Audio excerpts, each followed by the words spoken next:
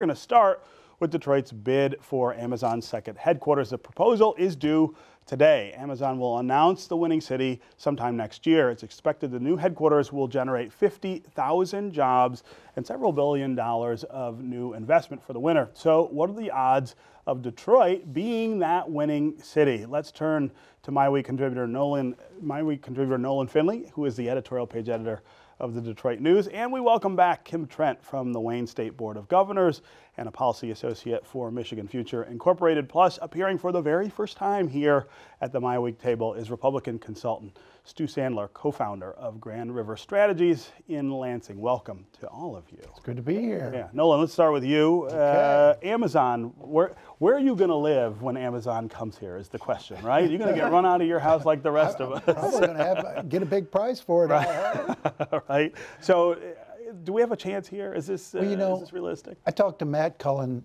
this morning on my radio show, 9:10 a.m. Superstation, 7 to 9 a.m. Look at you advertising for yourself on one show with another show. You're shameless. You know, you got to leverage multitask, yeah. Right. So I talked to Matt this morning, and they have put together a very comprehensive bid that they think will get the attention of Amazon and their officials out there in Seattle for a lot of reasons. And the ones he cited was, first, the whole Detroit comeback story is so compelling. Yeah. And why wouldn't Amazon want to come here and make a huge difference in that, where they might go to New York or Philadelphia or another city where they'd just be, another big company. Yeah. Here, they would be the absolute big dog, and if that's what they want, this is a perfect place to do it. The international component with Windsor, they felt was compelling. They know they've got some challenges,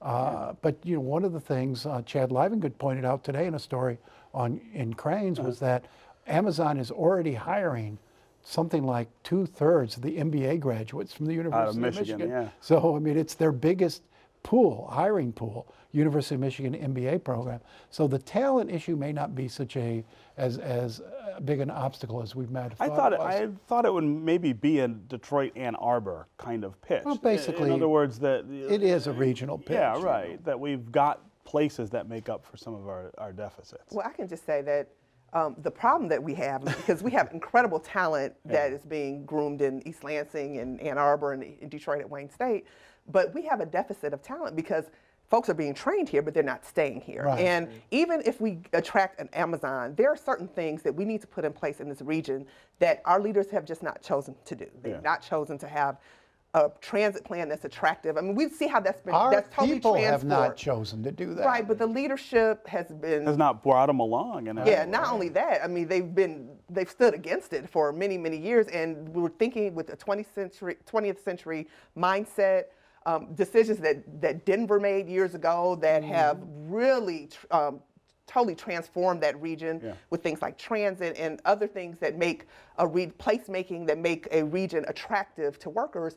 We've gone with just tax cuts as the only kind of leverage that we have, and it's been demonstrated over and over again that is not what is really driving industries to locate in areas. So I'm happy to see this corporate. I love seeing the leaders in Detroit come together for this effort. I just hope that we can kind of think about the long game so that when the next Amazon comes online, we're prepared for it. Yeah. Sure, and there's been great cooperation, and we do have assets in world-class airport, world-class university, skilled workforce, but we do have detriments. The mass transit is one of them. The high property taxes in Detroit are another. The poor education system for making people want to move to Detroit. Yeah. Those are the struggles that we have, but there is such a compelling comeback story, as Nolan talked about, that people do want to push for Detroit. So I think we have a chance. It's just how big a chance. Yeah. One of the things I really wonder about is whether Jeff Bezos is pulling everybody's chain here. Something says to me he knows where he wants to go.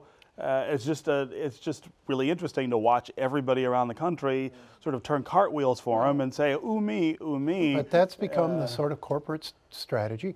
You saw it with Foxconn. Yeah. Let's get a bidding war started. You got to believe that part of this is about who will put the biggest amount of subsidies on the table. I talked to Governor Snyder when I was on Mackinac a few weeks ago for the Republican conference, and he said, they're not willing to do the sort of thing Wisconsin did. And you've got people out there talking about subsidies of tens of billions of dollars to get Amazon.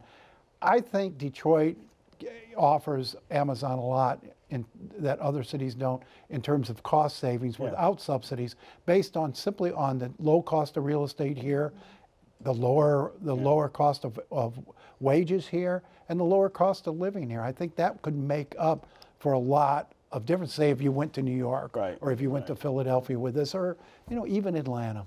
Well, one of the things I think that is an asset for us that we haven't talked a whole lot about is Willow Run, right? If you tried to locate this headquarters or the manufacturing or the warehouse near that and essentially gave them that airport, that might make up for the lousy transit that we have. The airport has a better purpose than that. I think because it's now serving as a mobility research center. That's right. And Amazon is giving every indication they want to be a player in autonomous and driving and the future of mobility. What a better place to be than here, where the auto companies are located. U of M's got a huge center, got the Willow Run Center. If you want to be a player in the future of transportation, which they seem to be, but even maybe this the big is the place three is you need struggling. to I be. mean, a lot of those operations that they're doing are actually they're taking out state because they can't get the talent.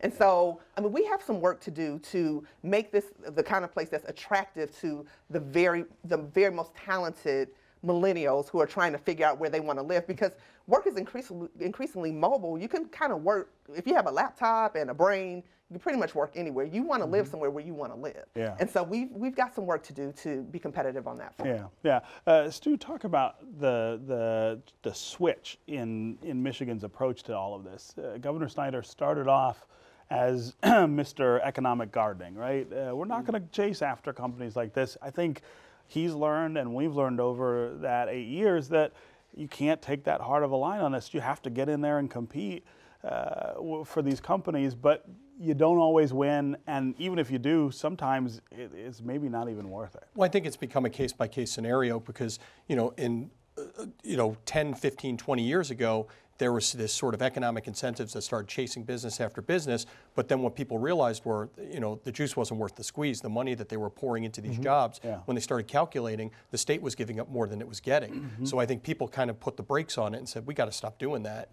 And then I think now there's sort of this, well, what's the happy medium where we actually make sure that it's worthwhile to go after? And I think it's been a challenge. But so Foxconn, the pitch we made there, was that reasonable?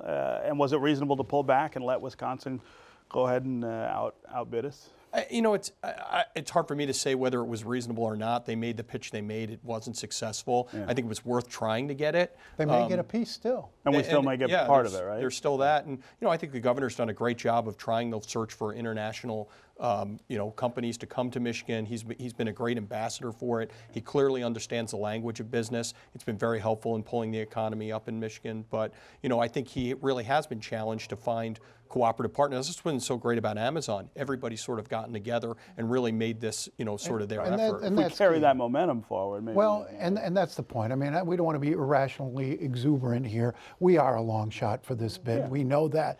But what the process has done, this process led by Dan Gilbert, has forced us to do a very honest assessment of our assets and our deficits. We are much better prepared because of this bid to take a shot at the next project that comes up. Maybe we have a better chance. Perhaps.